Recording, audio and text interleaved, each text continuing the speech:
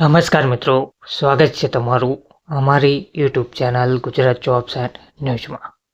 મિત્રો, આખરે ગુજરાત સરકારના આ કર્મચારીઓ માટે સારા સમાચાર સામે આવ્યા છે. હાઈકોર્ટના આદેશ પછી આખરે તમામ લાભો ચૂકવવાની તૈયારી કરવામાં આવી રહી છે. વર્ષ 81-82માં કરાયેલી ભરતીને સરકારે માન્ય કરવા ઇનકાર કર્યા પછી હવે હાઈકોર્ટ દ્વારા આદેશ આપ્યો છે કે તેમને તમામ લાભો ચૂકવવામાં આવે. તો સરકારે પણ હાઈકોર્ટના આદેશ પછી તમામ લાભો ચૂકવવાની તૈયારી દર્શાવી છે. વિગતવાર જોઈએ તો ગુજરાત યુનિવર્સિટીમાં વર્ષો પહેલા ભરતી કરાયેલા કર્મચારીઓના મુદ્દે તાજેતરમાં કોર્ટના આદેશના પગલે હવે તમામને એરિયસ સહિતના હક ચૂકવવાનો નિર્ણય કરવામાં આવ્યો છે. મહત્વની વાત એ છે કે માત્ર એરિયસ પેટે જ 15 કરોડ રૂપિયા કર્મચારીઓને ચૂકવવા પડે તેમ છે.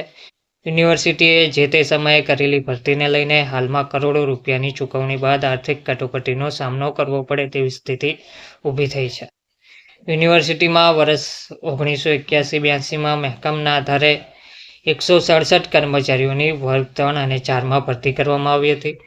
આ ભરતી કર્યા પછી યુનિવર્સિટીએ આ કર્મચારીઓની ગ્રાન્ટ માટે સરકારમાં દરખાસ્ત કરતા ભરતી કરતા પૂર્વે મંજૂરી લેવામાં આવી ન હોવાના મુદ્દે કર્મચારીઓને કાયમી અને સરકારી કર્મચારી ગણવા ઇનકાર કરી દીધો હતો.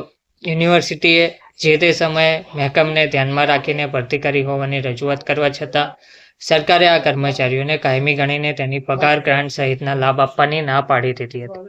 તો સૂત્રો કહે છે કે યુનિવર્સિટીમાં જે તે સમયના કુલપતિ કે.એસ. શાસ્ત્રીથી લઈને હિમાંશુ પંડ્યા સુધીના તમામ વાઇસ ચાન્સલરોએ કર્મચારીઓને યુનિવર્સિટીના કર્મચારી ગણીને લાભો અને ગ્રાન્ટમાં વધારો કરવા માંગણી કરી હતી, પરંતુ જુદા જુદા કારણોસર સરકારે માંગણી સ્વીકારી નહોતી. મહત્વની વાત એ છે કે એક સમયે યુનિવર્સિટીએ પોતાની રીતે કર્મચારીઓને તમામ લાભ આપવાની તૈયારી અને જાહેરાત પણ કરી દીધી હતી, પરંતુ યુનિવર્સિટી દ્વારા આવી કામગીરી કરવામાં આવે તો ગ્રાન્ટ કાપ કરવા માટે સરકારે આદેશ કરી દેતા કર્મચારીઓનો પ્રશ્ન વણઉકેલો રહ્યો હતો. છેવટે કર્મચારીઓએ આ મુદ્દે હાઈકોર્ટમાં રીટ કરતા કોર્ટના આદેશ પ્રમાણે તમામ લાભો આપવાનો ઠરાવ સરકાર દ્વારા કરી દેવામાં આવ્યો છે. જોકે કર્મચારીઓને જે લાભો ચૂકવવામાં આવે તે મળતી ગ્રાન્ટમાંથી ચૂકવવાના રહેશે તેવી સ્પષ્ટતા પણ કરવામાં આવી છે. ધન્યવાદ.